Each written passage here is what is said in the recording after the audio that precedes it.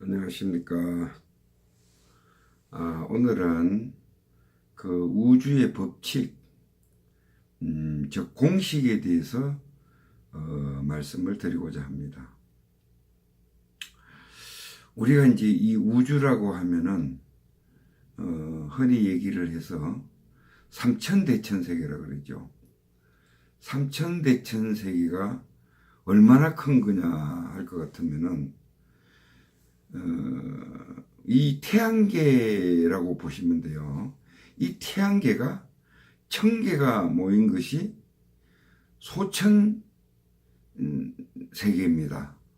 그런데 이 태양계 같은 것이 1000개가 모인 것이 1000이 모이면은 1000대천세계 해서 3000대천세계가 이 우주 공간이라고 보시면 됩니다. 근데 이 넓은 이 우주의 공간을 누가 이렇게 질서정연하게 움직이느냐? 우리 지구만 보더라도 그렇잖아요, 그죠?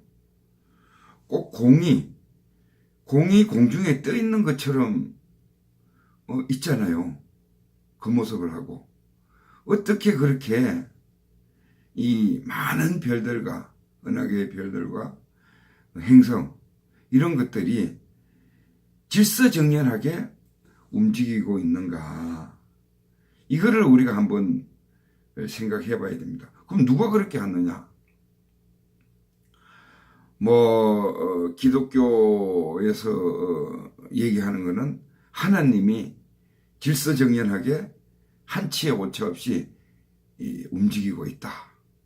이렇게 이제 얘기를 하기도 하고, 또 불교에서는 부처님이 이 우주를 굴리고 있다. 이렇게 얘기하죠. 그런데 이 우주가 이렇게 돌아가고 있을 때에는 뭔가 일정한 법칙과 공식이 있을 거라고 봅니다. 그러면은 이 법칙과 공식이 뭐냐? 이거거든요. 어떻게 해서 이 우주가 돌아가고 있느냐? 이겁니다. 그러면은 이 우주는 우리가 이제 구성 요소를 이제 먼저 생각을 해봐야 돼요. 우주의 구성 요소. 이 넓은 우주 공간에 산도 있고 풀도 있고 나무도 있고 흙도 있고 돌도 있고 이렇게 있지만은 그 모든 물질들을 쪼개고 현대과학이 자꾸 쪼개고 또 쪼개고 나누어 보고 분석해 보면은 마지막에 남는 것은 이 원자입니다. 그러면 원자는 똑같아요. 돌의 원자나 흙의 원자나 나무의 원자나 풀의 원자나 다 똑같습니다. 그러면은 우리가 나무, 돌, 바람, 흙, 물 4대로 보지를 않고 그대로 딱 현미경을 가지고 이 우주를 들여다본다면은 어떻게 됐어요? 이 우주는 원자밖에 없을 거 아닙니까? 원자밖에 없을 거예요. 그렇죠? 근데 그게 이제 우리가 형체를 가지고 뭐를 하고 있으니까 이거는 돌이다, 이거는 나무다, 이거는 책상이다. 뭐 이런 식으로 이제 이름을 붙여서 우리가 이제 살아가는데 편리하게 이제 용어로 사용을 하고 있는 거죠. 그래서 이 적은 알맹이 원자, 이 원자로 구성되어 있는 이것을 불교에서는 이제 아주 적은 입자로 해서 소립자라고 합니다. 그런데 이 소립자를 이제 따져 보면은, 그러니까 원자죠. 원자를 따져 보면은 분명히 그 안에는 음과 양으로 구성되어 있어요. 뭐 핵과 뭐 전자로 구성되어 있다고 이렇듯이 분명히 음과 양으로 구성되어 있습니다. 이 음과 양이 원래 그 성질이 양은 음을 땡기려고 하고 음도 양을 땡기려고 합니다. 양과 양끼리는 서로 밀어내려고 하는 그 작용이 있다는 것은 우리가 익혀 이제 학교에서도 많이 배웠죠. 그런데 이 우주를 가만히 보면은 이 우주가 모든 것이 음과 양으로 되어 있어요. 그거밖에 없어요, 사실은. 그러니까 플러스 마이너스밖에 없다는 겁니다. 그래서 컴퓨터 우리가 많이 쓰고 있는 이 컴퓨터도 실질적으로 1과 0의 조합이에요. 전체를 나타내고 표현하고 분석하는 것이 0과 1밖에 없습니다. 마찬가지로 이 우주는 음과 양밖에 없는 게 찬건과 따뜻한 거, 이 두 기운밖에 없는 거예요. 이 음과 양의 두 기운이 찬 거와 뜨신 것은 이렇게 모이면은 어떻게 돼요? 중화가 되겠죠. 예를 들어서 마이너스 10도와 플러스 10도가 모이면은 0도가 되겠죠. 이런 식으로 예를 들어서 이제 서로가 맞대어 있는 부분부터 서서히 이제 0도가 되겠죠. 그럼 0도라는 것은 음과 양이 가장 균형을 이루고 있는 상태이기 때문에 가장 편안한 상태예요. 가장 편안한 상태입니다. 움직임이 쉽게 해서 없는 상태죠. 그래서 이 우주의 근본 성질은 뭔가 하면은 이 음과 양으로 구성되어 있는 것을 편안하게 만드는 거예요. 고요하게. 그 성질을 가지고 있는 거예요. 그래서 이제 가지고 있는데 이게 이제 어떤 식으로 작용을 하느냐, 음과 양이 어떻게 작용하는가 하면 오행으로 작용을 하고 있어요. 오행 많이 배우셨죠? 그래서 이 음과 양이 상생상극이라고 그러죠.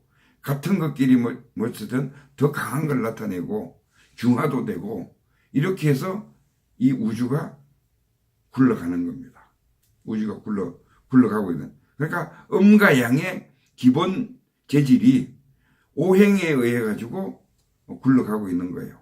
이 오행의 결과가, 그러니까 오행이라는 것은 음과 양이 만나잖아요. 그죠? A와 B가 만나서 어떤 작용을 일으켜서 나타내는 이 결과가 뭔가 하면 인과의 법칙이에요. 그 인과는 또다시 그 인과 결과는 다시 또 음과 양이 만나서 또 작용을 일으켜서 또 결과를 만들고 이렇게 해서 계속 돌아가는 것이 뭔가 하면은 윤회이고 그 우주의 법칙입니다. 공식이에요. 그래서 이 공식을 이렇게 돌아가는 음양 오행에 의한 인과 법칙, 이게 결론적으로는 뭔가 하면은 우주의 법칙이고 자연의 법칙이고 그 원리고 그리고 우주가 돌아가고 있는 굴러가고 있는 공식입니다. 그래서 우리가 이제 과학적으로 인문과학이라든지 사회과학이라든지 자연과학이라든지 과학적으로 우리가 분석을 해가지고 이렇게 공부를 해서 결과물을 내놓는 사람들을 이제 과학자라 그래요. 그러면 물질의 세계에서 과학자가 되겠죠. 그랬는데 그 형이 상학적인 단계에서 이 근본 원리, 이렇게 근본 원리를 깨닫고 알아서 결과를 내놓는 사람을 이제 철학자라고 합니다. 철학자. 그래서 이 철학과 그렇더라면은 과학만 시험해서 그 결과를 여러 번 해서 통계를 해서 이게 이제 그 결과치가 이렇다라고 하는 것 모양 철학자들도 똑같은 깨달음을 자기가 체험을 해야 돼요. 체험을. 그러니까 어떠한 개념이 잡혀 있으면은 그 개념 속에서 체험을 해서 그 결과치를 뽑아내서 아 이게 당연히 맞다. 그럴 수밖에 없다라고 결론을 낸 것이 이 경전이나 이런 것들로 이제 그 사람이 한 말로 나오는 거예요. 그래서 깨달음이란 무엇이냐? 깨달음이라는 것은 과학자나 철학자나 마찬가지로 우리 범인들도 마찬가지로 그냥 아는 것을 깨달음이라 그래요. 우리가 그러잖아요. 형님. 뭐를 모르고 있다가 아차 깨달았다. 깊이 깨닫고 나는 그렇게 따라했다. 그랬더니 결과가 좋아졌다. 이런 얘기 많이 하잖아요. 우리 일상생활에서 범부들도 일반 지식인들도 지식으로 깨닫는 부분이 있어요.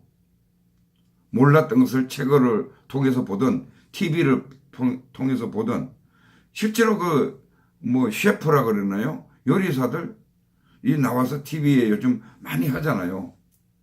그런데 어머님들이 그거를 보고 여기다가 예를 들어서 설탕을 치니까 맛이 이렇게 나오더라. 그러면 텔레비에서 보고 배웠어요. 알았죠? 이 깨달았단 말이에요. 알았죠? 알아서 내가 실제로 해보니까 그 맛이 나온단 말이에요. 이게 깨달음이에요.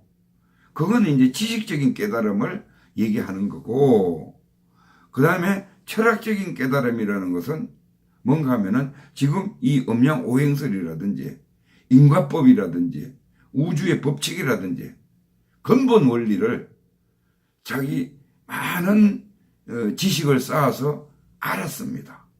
알았으면은 이것을 분명히 체험을 해봐야 돼요. 체험을 해서 이렇게 체험해보고 저렇게 체험해봐서 다 맞으면은 이건 공통적으로 맞는 거예요.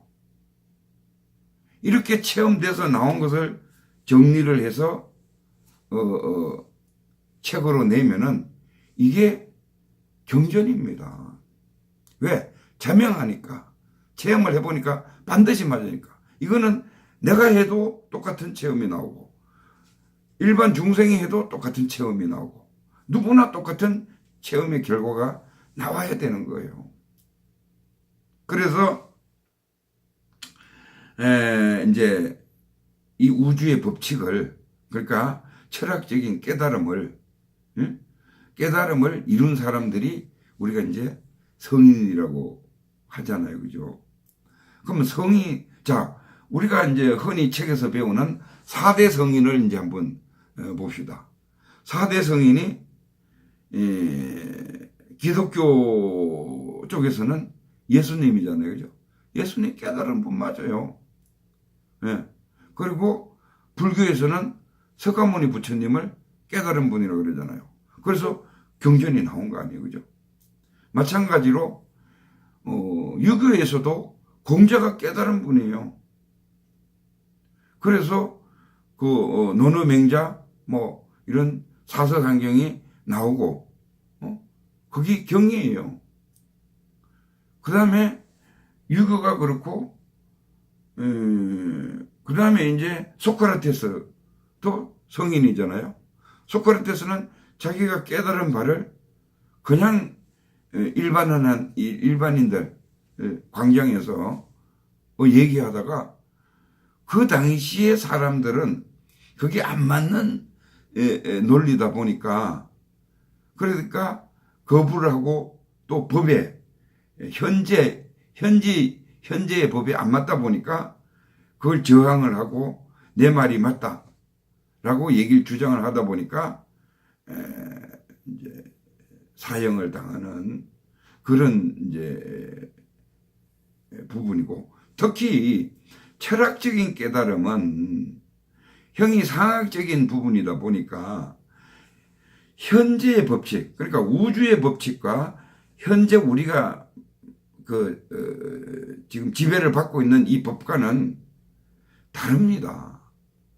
왜냐하면은 이 철학적인 법칙은 근본 원리를 분석을 하는 거고, 크게 따져보면은 각 나라에서 만든 이 법은 그 나라에 맞게끔 질서를 유지할 수 있게끔 법을 만드는 거예요. 그래서 그거의 잣대로 가지고, 그 인간이 만든 거 아니겠죠? 그래서 그 잣대를 가지고 맞니 안 맞니 사형이니 뭐니 이렇게 이제 판단을 하고, 그나마 이제 그 사회에, 그 시대 그 사회에 질서를 유지를 하고 있죠. 그랬는데 그 질서를 유지를 하고 있는데 그게 어때요? 법이라는 것은, 인간이 만든 법이라는 것은 바뀌잖아요. 그 시대적으로 자꾸 바뀌어 나갑니다. 또 사람이 지식이 성장하고 하면서 환경이 하면서 바뀌어 나가는 거예요. 그런데 이 우주의 법칙이라는 것은 불생불멸입니다. 영원해요. 영원불멸이에요. 그래서 바뀔 수가 없어요. 왜? 우주의 법칙이 수시로 바뀌면은 대충돌이 일어나고 난리가 날 거 아닙니까? 그 법칙은 질서정연하게 똑같이 언제나 돌아가는 거예요. 그래서 우리가 이제 흔히 깨달은 그 성인들이 이 우주의 법칙을 가지고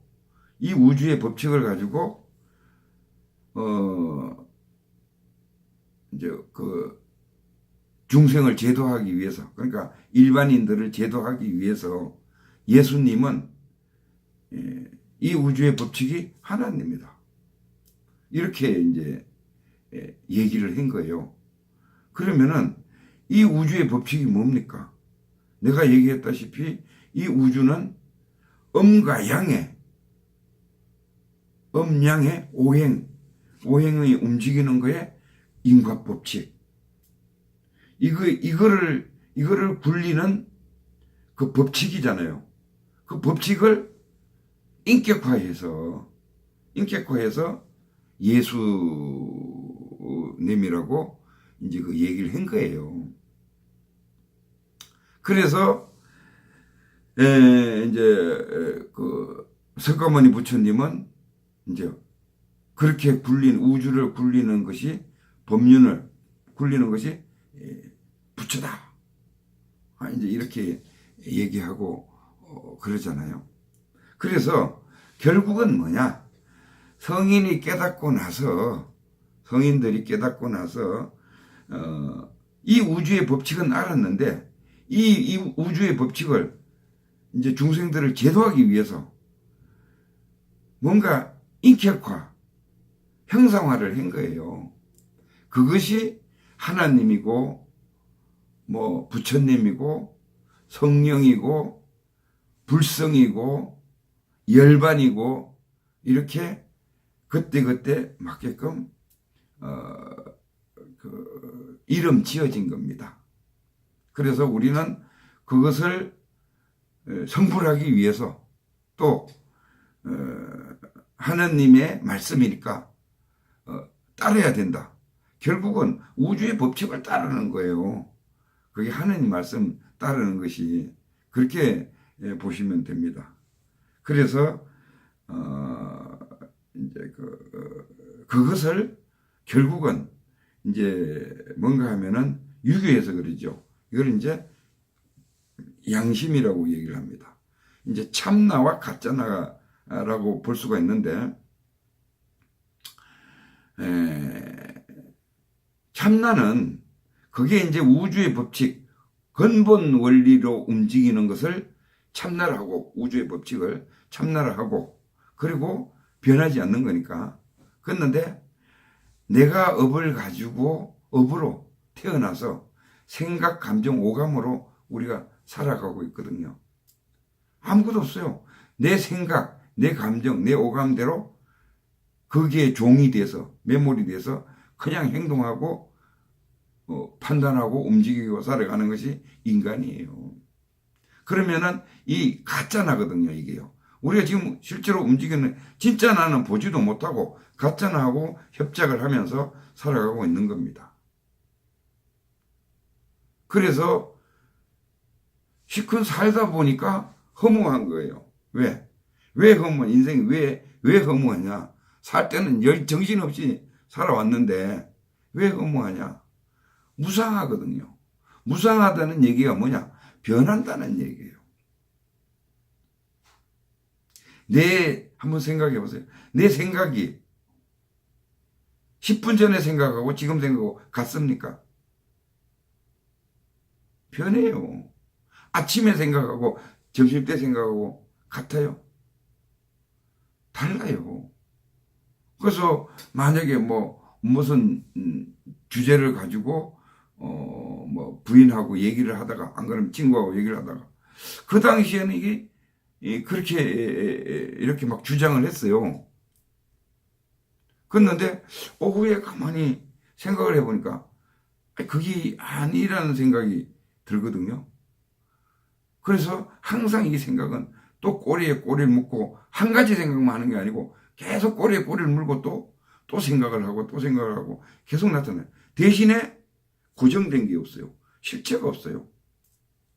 그래서 이 가짜 나를 개체적인 자, 에고라고 하는 거예요. 그리고 진짜나 참나, 이 우주의 법칙이고, 이거를 하나님이라 그러고, 이걸 부처님이라 그러고, 이것을 양심이라고 하는 거예요. 그러면은 우리는 인간이 태어날 때에 인간은 두 가지를 가지고 옵니다. 하나는 뭔가 하면은 우주의 근본 법칙인 그 규칙이죠. 법칙, 공식인 양심을 가지고 태어나요. 그 양심은 뭔가 하면은 인간만 가지고 태어나는 것이 아니라 모든 만물은 이 우주의 법칙대로 움직이고 있는 거예요. 나도 또한 우주의 법칙대로 움직이고 있는 겁니다. 그렇죠? 그리고 인간은 하나 더 가지고 태어났어요. 뭔가 하면은 업보, 그러니까 그 혼이 들어오는 이 업보를 가지고 태어났습니다. 그래서 이성적으로 생각을 하고 하잖아요. 그래서 우리는 이제 크게 보면은 이제 그 업보하고 양심하고를, 근데 이 업보를 다른 말로 얘기하면은 어떤 게 되는가 하면은 우리가 그 성질 있잖아요. 성깔. 우리가 이 성깔하고 양심을 가지고 태어납니다. 양심은 우주의 공식 법칙을 가지고 태어난 거고, 성질은 뭔가 하면은 내 업을 가지고 태어난 겁니다. 수천 년 동안 계속 윤회하면서 또 쌓이고 그 누적된 그 혼을 같이 가지고 태어나는 거예요. 이게 성질머리예요. 그래서 사람들이 그 사람을 보려고 하면 그 사람 성질머리대로 산다고 그러잖아요. 그게 가짜 나하고 사는 거예요. 가짜 나로 생각하고 사는 겁니다. 그러다가 어떠한 우연의 기회로 이제 이게 아닌데 진짜 나인, 우주의 법칙인 나인 참나를 알게 되는 것이 그게 깨달음이에요. 그러면 알게 됐으면 어떻게 해요? 알았으면 그렇게 행동을 하게 돼 있잖아요. 그죠? 그렇게 행동을 하게 돼 있는 거예요. 예를 들면 이거요. 커피를